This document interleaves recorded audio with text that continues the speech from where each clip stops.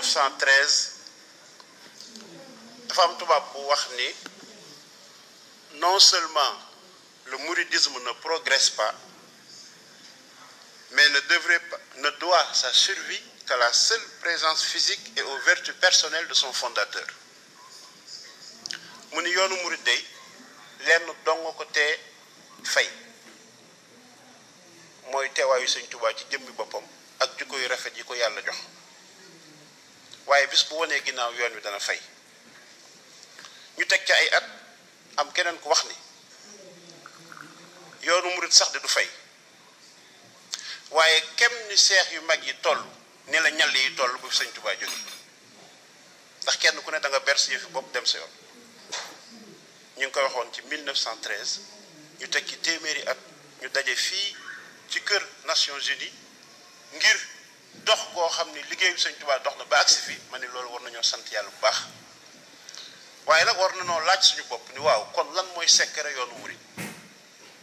ana lu tax tubaab yii daan gëstu yor ay moyens yu bari yor ay agents secrets yi newoon ci biir kër gu mag di def seeni enquête di def seeni analyse ana lu tax ñu jortoon ni yoonu murid du survivre Serigne Touba. su ko defee ma bëggoon ñu jox barab bi gëddaam seetantal ñu teg ko rek ñetti tomb ñu xam ni Serigne Touba dafa yeesal diine ci anam yoo xam ni mooy dëgg diine ba noppi sunu borom jox ko njariñal nit ñi mu tontu laaj yi nga xam ni moom la jamono doon laaj askanu wolof wëlbatiku defe ko noo xam ni lépp dafa sotti mu fekkee ko doog a wàccub liggéey 1927 loolu daal laa bëggoon bu ci nekk tom bu ci nekk yeesal gi mu yeesal diine tontu gi mu tontu laaj yi société wolof doon laaj boppam ak efficacité bi mu am ba sottal li mu doon def ñu wane ci ay illustration ba képp ku fi teew xam ni yoonu murit du ay pexe du xel mu rëy du ak nguur mbir la moo xam ne mii ki ko liggéey dafa am ngërëmal yàlla am fu mu jaar suñu borom ba am ndigalam def ko ci biir nit ñi ndax barab bii ñu ne bu ñu bëggee xam dëgg diine bu ñu settantalee suñu diine danañu sikki bu baax ñun jullit ñu toog ci barab bi ndax fii mooy dalu Nations Unies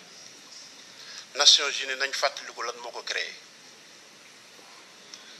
Nations Unies mi ngi ci alxuraan ni fàng ataj'alu fiha man yufsidu fiha wa yasfiku dimaa la malaaka yi waxoon suñu borom yaa ngi nii di sos nit yaa ngi nii bëgg koo wàcce ci suuf def ko muy sa xalif waaw ndax dañ fiy teg koo xam day tuur deret ak di jalgati lii la malaaka yi gisoon bi doomu aadama nekkee ci kaw suuf première guerre mondiale am deuxième guerre mondiale am ñuy lim ay millions doomu aadama yu faatu ñu tuur seen deret ci la ay nit jóge dajaloo ni na doomu aadama jël responsabilité fexe ba lu mel ni dootu amati lii moo sos Nations Unies kon laqad xaqal qawlu ala aksarihim booy seet waxi suñu borom dafa dëggu dafa sotti dafa feeña ci jukkoy doomu aadama moo tax ñu créé Nations Unies kon dëggi diine nun ñu ko xam ñoo ko gëm war na mën a siggi bu ñu toogee jataay bu mel ni dëggi diine joogi nag moom la Sëñ Tuubaa yeesal waaye dafa fekk rek ni ko Sëñ Abdou Lahad waxe woon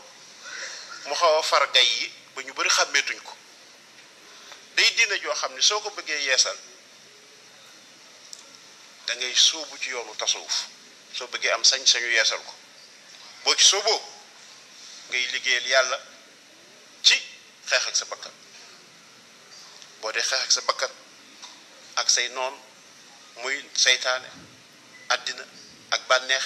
ba not leen sunu borom da lay gërëm bu la gërëmee day yëkkati loxoom teg la ni la dellul ci jaam ñi nga wommatal ma leen indil ma leen fii la Serigne Touba jaar ba am sañ-sañu defar nit ñi am sañ-sañu teg leen ci yoon ndax doomu aadama dafa war a xam saa su ne ni li wolof di wax nitu neen amul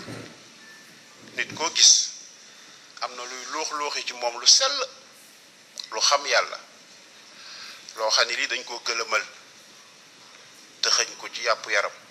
wàccee ko ci kaw suuf sunu borom nag bëgg ñu góorgóorlu suñu góorgóorloo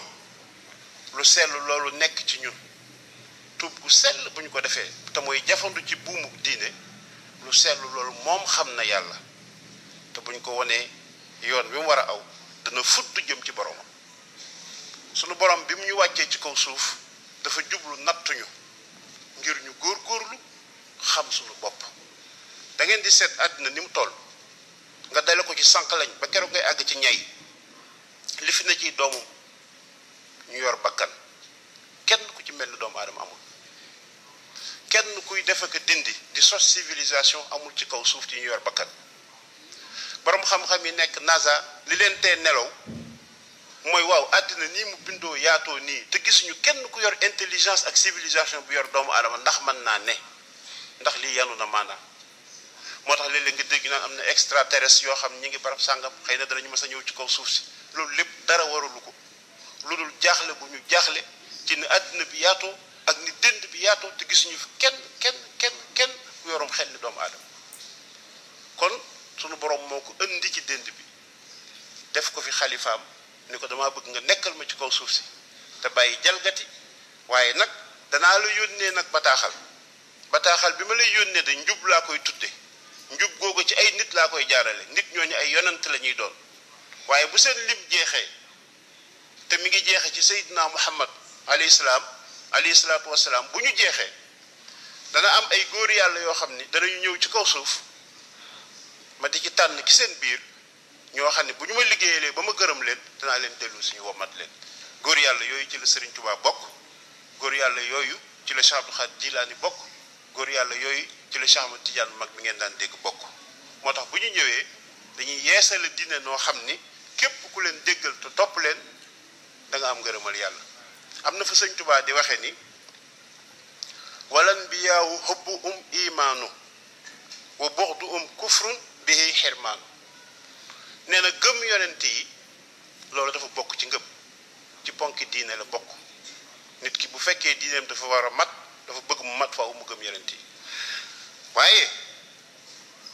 xubbu jamii lawliyaahi wa jaba wa kullu man aada al xiyaara hujiba nee na mbooleem nit yàlla yi muy wàllu yi nga gëm leen ne loolu dafa war ab jullit kon ñooñu ci la Serigne Touba bokk bi mu ñëwee it wax nañu ko wan nañu fu mu jaar gis nañu ko xam nañu at yi xam nañu ba muy sottal liggéeyam dafa wax ni moom Serigne Touba 1883 nee na ci la ko sunu borom déeye ni ko wëlbatikul nga aju ci yonent bi alayhi salaatu wasalaam te nga soppi sa doxin ca la yoonu murid juddoo kon loolu mooy étape bi jëkk bi mu feeñal moom Serigne Touba mu bind ko bàyyil ñu fi wax ni alhama allahu tabaraka wa taala katiba hazihi alxurufi an taalaqa bi rasulillahi sallallahu alayhi wa sallam ama asachin mi ngi tombeeg 1883 nee na washtaghil bi xidmatihi sallallahu alayhi wa sallam ila ama asachin nee na mu tàmbalee ci 1883 di liggéeyal Seydina Muhammad ba ci atum 1893 ne suma xaraja ama jaysachin ila xaybatil mubarakati washtaghil bi mujahadati nafsi wa dunya wa shaytan wal hawa ila ama lasachin ne mu jóge ca dem ci géej gi di jiyaat ak bakkanam di xeex ak ñeenti noon yu mag yi ba jiyaatam jeex ci ama lasachin nee na di ko dale ca at moomee di 1912 suma shtaghil bi shukril jamil tabaraka wa taala wa faraxa min mujahadati jami aadaayi ama balsachin nee na mu sax nag di sant boromam waaye nee na liggéey bi mu doon liggéeyal yàlla di xeex ak bakkanam nee na lépp ngi jeex ci 1914 jooju ñetti at lañ ci teg Serigne Abdou Samad mii ñu tuddee bis bi ci la gane àddina moo tax Serigne Abdou Samad dafa bokk ci njabootu Sëñ Tuubaa nga xam dañoo ëndaale ngërëm ndax bi ñuy ñëw fekk nañu sëñ bi jeexal liggéeyam takk gis nga at moom bi mu wax ne ci la jiyaat bi jeex te mu tegaat ci ñaari at wax ni ci la lépp sotti muy 1914 1912 jooju ci la tàmbali nag mel na kuy dérouler yoonu murit ci la tàmbali mbooleem lu mu tàmbali woon Touba mbooleem lu mu defoon ci nit ñi mu toog fi njaareem di ko sotal na mu ko sotale nag sunu borom dogal na am nañ ci ay seere yoo xam ni ci ay tubaab la jóge ci ay nasaraan ci ñoo xam ne duñu jullit di ñu won ni sëñ Tuubaa yare woon nit ñi ak li mu def ci ñoom ba ñu tontu ñetti laaj yoo xam ni ñu ngi koy laaj islam te fii ñu nekk ci Nations Unies day laaj yooyu ñu ngi ko fiy laaj yi mooy waaw diiney lislaam mii mbaadu dafa làmboo dangar joo xam ni day jur fitna ndax ni ko sëñ Maam Mor waxe léeg-léeg ñu gis ñoo xam ne dañuy tuddoo diine di faat ay bakkan ñu ni waaw mbaadu diiney lislaam kon dafa làmboo dangar jooju loolu ñëpp a ngi koy laaj ñu ngi ñuy laaj ne waaw diiney lislaam ndax mën naa bijji développement économique ndax diiney lislaam kat boo xoolee réew yi mu nekk ñoo des ginnaaw ci àddina bi est-ce que l'islam est apte à promouvoir le développement économique loolu ñu ngi ñu koy laaj ñun jullit te ñaari laaj yi yëpp benn waxtu bi xat na waaye ñaari laaj yi yëpp sëñ Tuubaa tontu na ci ndax diirub fanweeri at ak ñett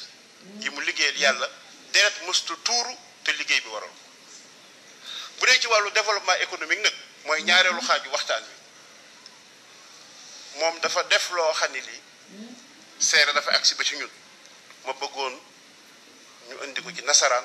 ba ñëpp bokk xam ni Sëriñ Tuubaa tontu na laaj bi ñuy laaj ndax l'islam mën naa bijji développement économique. L'illustration la plus parfaite sur le plan historique et exotérique de la pertinence et de l'efficacité du mouridisme nous est offerte par l'étape de Diourbel. Aussi, l'essentiel des faits évoqués dans les prochains chapitres que je vais vous lire sont tirés de cette période-là. Rappelons que sur le plan ésotérique, Diourbel correspond à l'ultime étape de l'ascension spirituelle de notre cheikh. Je viens de le dire en wolof. Une étape qui marque la fin de son djihad de l'âme, survenu 2 ans avant son triomphe total et définitif de tous ses ennemis. Rappelons également que cette étape a fait l'objet d'une déclaration devenue célèbre de Serigne Touba et qui en dit long sur l'importance de la dimension mystique dans l'islam d'obédience soufie. Dans cette déclaration, connue en milieu mouride sous le nom de Ramo Massiri, le cheikh dit: en réalité, ce transfert sonne le glas de ceux qui me haïssent et me persécutent, alors même que pour moi, il signifie pérennité et honneur. Le cheikh faisait allusion à la décision administrative coloniale qui a décidé qu'il devait être transféré de Thiéyène à Diourbel. Les éléments de lecture que nous avons pu réunir et qui viennent de chercheurs qui n'ont aucun lien affectif avec le mouridisme montrent que l'extension de l'espace agricole sur le flanc oriental du bassin de l'Arachide est le résultat de la convergence de 3 facteurs. Essentiellement une entreprise mouride, comme le confirme un grand géographe du nom de Paul Pellissier, qui a mené une étude extrêmement vaste et complète sur ces aspects de l'histoire du Sénégal. Nous savons également que ce sont des caractéristiques propres à la confrérie qui sont à la base du succès de ce déploiement spatial sans précédent dans le pays. En effet, comme le précise Pellissier, les conditions dans lesquelles certains villages nouvellement créés doivent affronter en particulier le problème de l'eau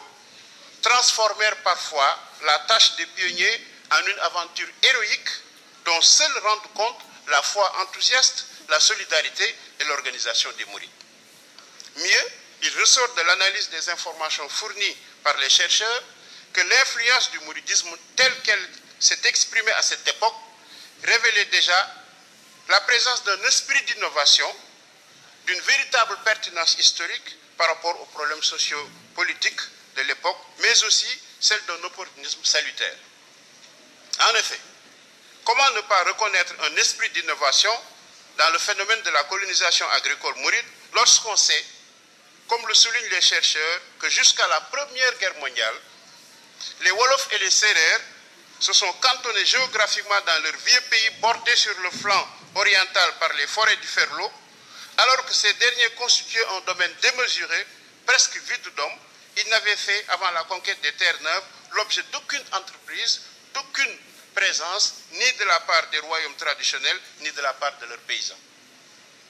Il faut dire que si les aristocrates de l'époque